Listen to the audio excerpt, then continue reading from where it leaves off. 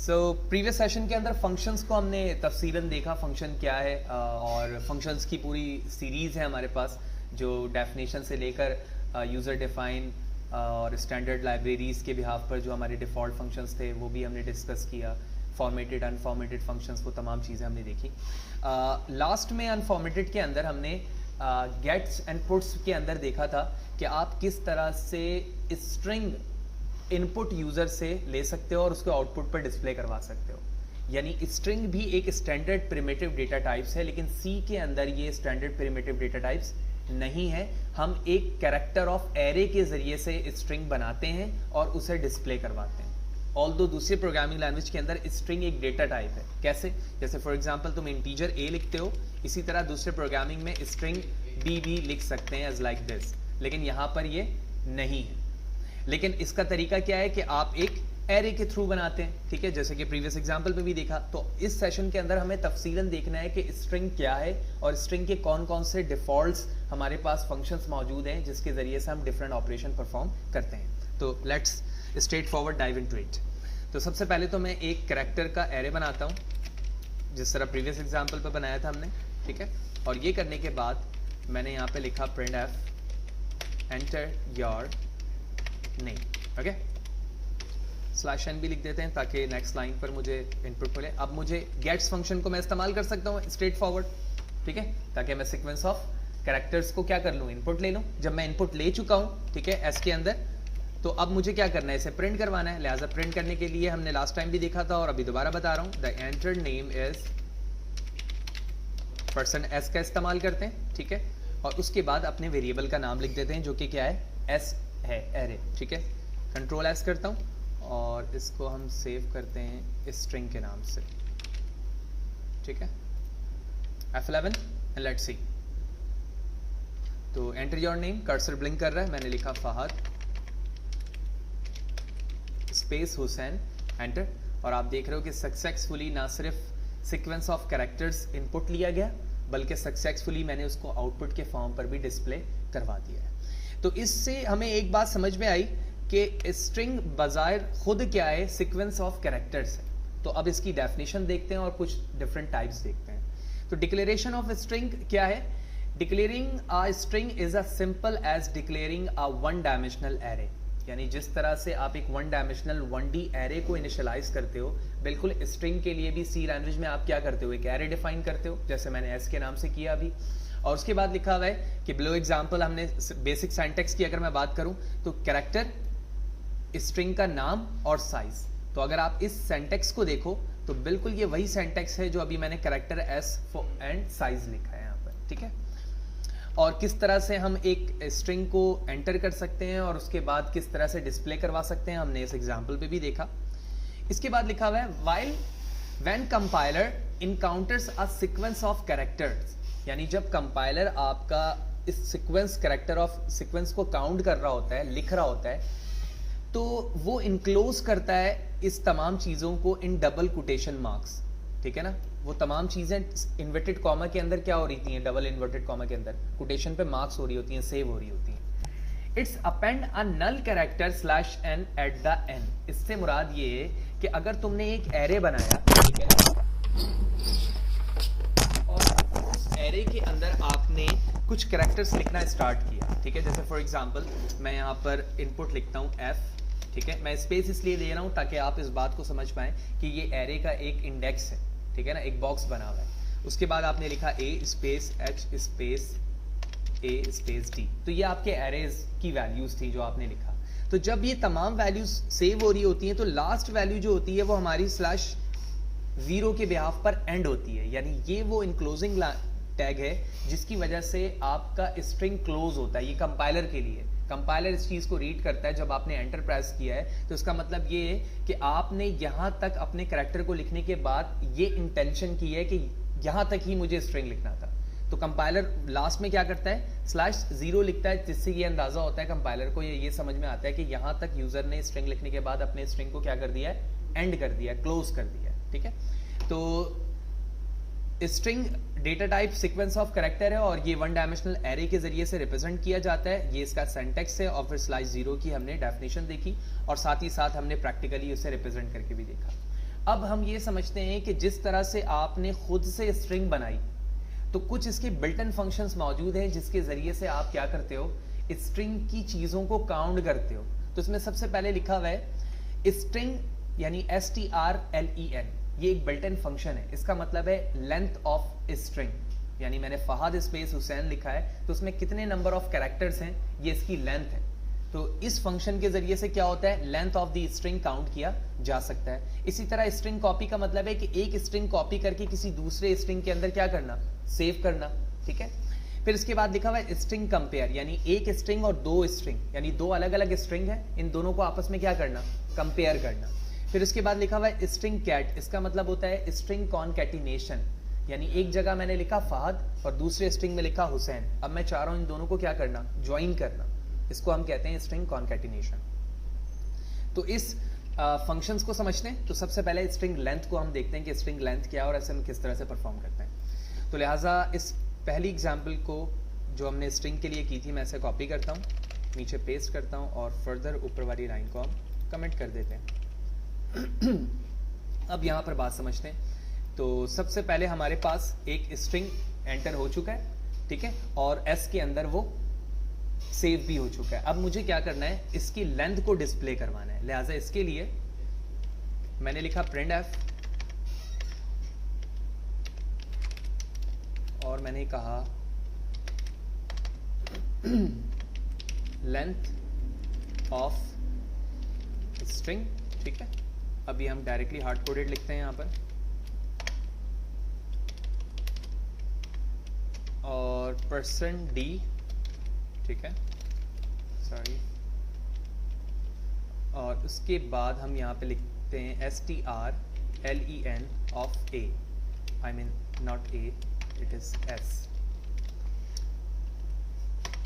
तो आप देख रहे हो मैंने फंक्शन इस्तेमाल किया है, ठीक है, str लेंथ, और किसकी लेंथ मालूम करना चाह रहा हूं मैं, s की, जिसके अंदर यूजर ने इनपुट किया है। लेकिन अभी strn के बारे में हमारे कंपाइलर को नहीं पता कि strn क्या चीज है, ठीक है ना।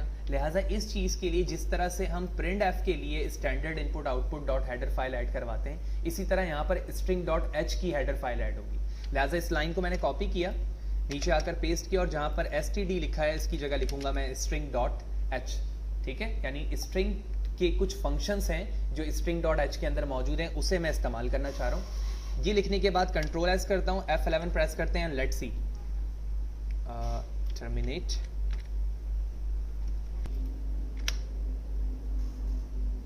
ओके, अब हम यहाँ पर स्ट्रिंग लिखते हैं, मैंने लिखा फहद हुसैन, एंटर प्रेस किया, और आप देख रहे हो कि लेंथ ऑफ स्ट्रिंग क्या लिखी आ रही है, 13। लेट्स सी इसको काउंट करते हैं। तो मैं जूम करता हूँ, तो 5 ये हो गए, 6, 7, 8, 9, 10, 11, 12 और 13, बिल्कुल सही, क्योंकि स्पेस भी एक कैरेक्टर है तो ये भी काउंट होगा। तो जब मैंने यहाँ से लेकर यहाँ तक तमाम चीज़ों को काउंट किया तो वो सक्सेसफुली कितनी हो रही है, 13 हो रही है। और हमने सक्सेसफुली इस कोड को भी यहाँ पर रिप्रेजेंट करके देखा कि किस तरह से हम किसी भी कैरेक्टर की लेंथ को फाइंड कर सकते हैं।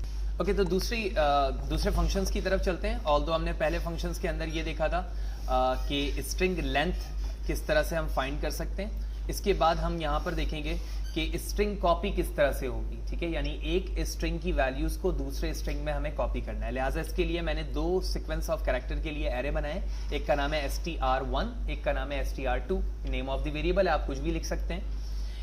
और आपको पता होगा कि जब हम एरे बनाते हैं तो एरे के इनिशियलाइजेशन का एक तरीका ये भी होता है कि हम साइज डिफाइन ना भी करें तो भी वो सक्सेसफुली चलती है, ठीक है ना, और हमें पता है।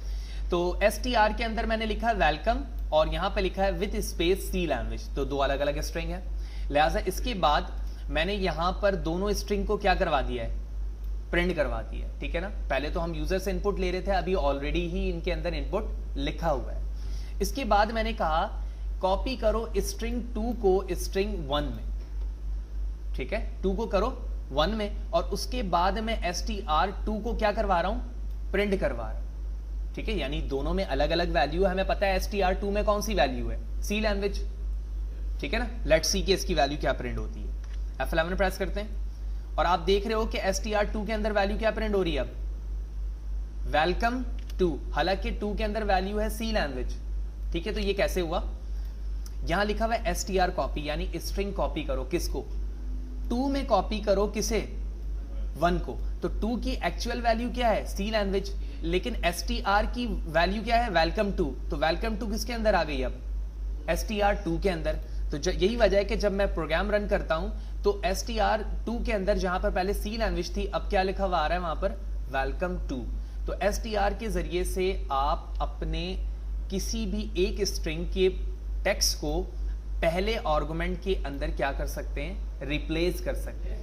हाँ बिल्कुल, कॉपी का मतलब यही होता है, ऑल्दो अगर उसके अंदर कुछ भी नहीं होता तो भी इसकी वैल्यू आ जाती, ठीक है, हम उसको भी करके देख लेते हैं। तो एक काम करता हूं कि मैं यहां से तमाम वैल्यूज को हटा देता हूं, ठीक है। तो अब क्या हो गई, str की वैल्यू कुछ भी नहीं, एम्प्टी है ना, कंट्रोल एस विद स्पेस है, ओनली एक 1 स्पेस है, तो मैं डिस्प्ले करता हूं। तो अभी अभी आप देख रहे हो कि फर्स्ट में वेलकम टू लिखा हुआ है, सेकंड पे कुछ भी नहीं है, ठीक है, और थर्ड के अंदर क्या लिखा आ रहा है, थर्ड लाइन पे वेलकम टू, तो बिल्कुल एज इट इज वही है। तो आप अपने टेक्स्ट को रिप्लेस भी कर सकते हो और साथ ही साथ कॉपी भी कर सकते हो, जिस तरह आपने यहां पर कॉपी करके दिखा।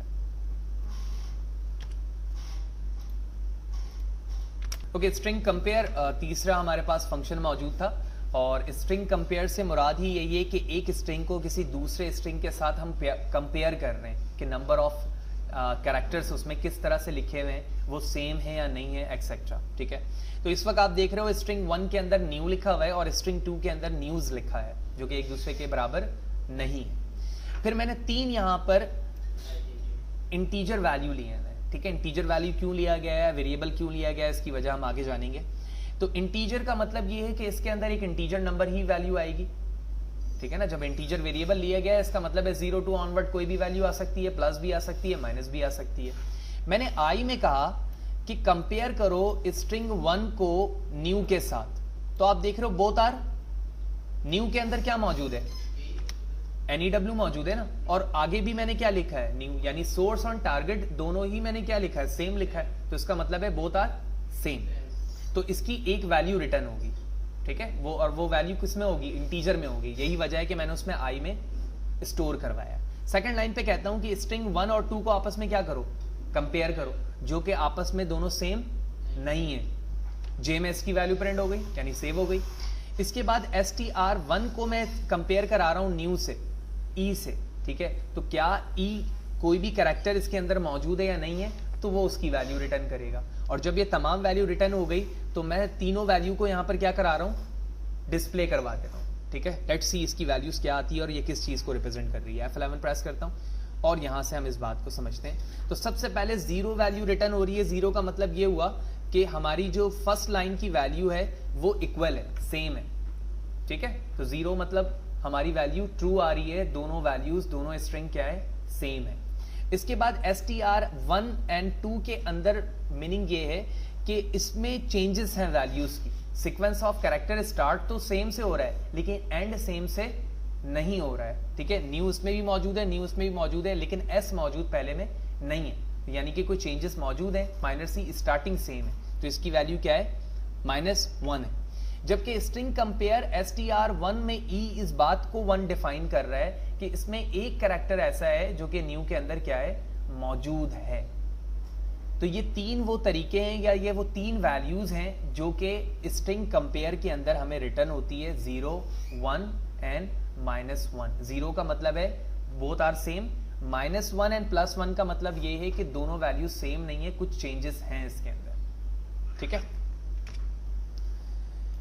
तो इसके बाद हम आगे चलते हैं। Okay, fourth and last function हमारे पास स्ट्रिंग के अंदर है, स्ट्रिंग कॉन्कैटिनेशन। स्ट्रिंग कॉन्कैटिनेशन से मुराद ये है कि एक स्ट्रिंग को दूसरे स्ट्रिंग के साथ ज्वाइन करना। 2 अलग अलग नाम हैं, उन दोनों को एक जगह लेकर आना, एक ही बॉक्स के अंदर लेकर आना, या एक ही इनपुट के अंदर लेकर आना, या आउटपुट के अंदर लेकर आना, इन टर्म ऑफ डिस्प्ले।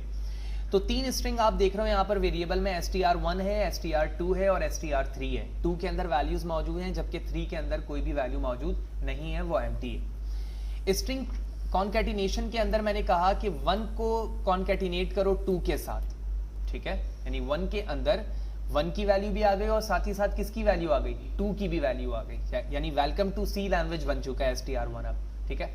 इसके बाद मैंने यहां पर str1 को डिस्प्ले करवा दिया कॉन्कैटिनेट करके। तो ये तो कॉन्कैटिनेशन की डेफिनेशन हो गई। और नीचे मैं स्ट्रिंग को दोबारा से कॉपी करके दिखा रहा हूं कि मैं स्ट्रिंग 3 के अंदर, जो कि क्या था पहले, ब्लैंक था, ठीक है ना, एम्प्टी है, इसके अंदर मैंने क्या चीज टारगेट वैल्यू दे दी, हेलो वर्ल्ड, ठीक है। ऑल्दो ये काम हम कर चुके हैं, ठीक है, लेकिन यहाँ पे समझने के लिए हमने लिख दिया है, लेकिन इससे हम थोड़ी देर के लिए कमेंट कर देते हैं क्योंकि स्ट्रिंग कॉपी का काम हम ऑलरेडी देख चुके हैं। कॉन्केटिनेशन के अंदर str1 के अंदर 2 की वैल्यू को क्या कर रहा हूं मैं, ज्वाइन कर रहा हूं। वाज़ेह रहे यहाँ पर एक स्पेस भी मौजूद है जो कि दोनों के दरमियान क्या कर रहा है, गैप को क्रिएट कर रहा है, ठीक है, हम स्पेस भी अभी एंड करेंगे। लिहाजा str1 को डिस्प्ले किया जा रहा है जिसकी वैल्यू पहले क्या थी, वेलकम टू ओनली थी, अब क्या होती है, लेट्स सी। F11 प्रेस करता हूं और अब आप देख रहे हो लिखा आ रहा है वेलकम टू सी लैंग्वेज, तो वो क्या हो चुकी है, कॉन्केटिनेट हो चुकी है, ज्वाइन हो चुकी है। लिहाजा कैंसिल करते हैं और इस स्पेस को अब मैं यहाँ से हटाता हूँ, F11 प्रेस करते हैं and let's see welcome to C language. अब आप देख रहे हो कि ये बिल्कुल ज्वाइन होकर इसके साथ हो रहा है, तो यही वजह है कि हमने स्टार्टिंग पे क्या रखा था, स्पेस रखा था। तो इस पूरे सेशन के अंदर हमने सबसे पहले देखा कि स्ट्रिंग किस तरह से इनपुट लिया जाता है और स्ट्रिंग खुद क्या है, और इसके लिए हेडर फाइल यहाँ पर हम कौन सी ऐड करते हैं। फिर उसके बाद हमने 4 बेसिक बिल्ट इन फंक्शंस देखे, जिसमें सबसे पहले हमने ये देखा कि हम स्ट्रिंग को किस तरह से कॉपी करते हैं, ठीक है, और उसकी लेंथ कैसे देखते हैं। लेंथ और कॉपी देखने के बाद हमने स्ट्रिंग को कंपेयर करवा के देखा एक स्ट्रिंग को दूसरे स्ट्रिंग के साथ, एंड फाइनली हमने ये देखा कि हम स्ट्रिंग को किस तरह से कॉन्कैटिनेट यानी आपस में किस तरह से ज्वाइन कर सकते हैं।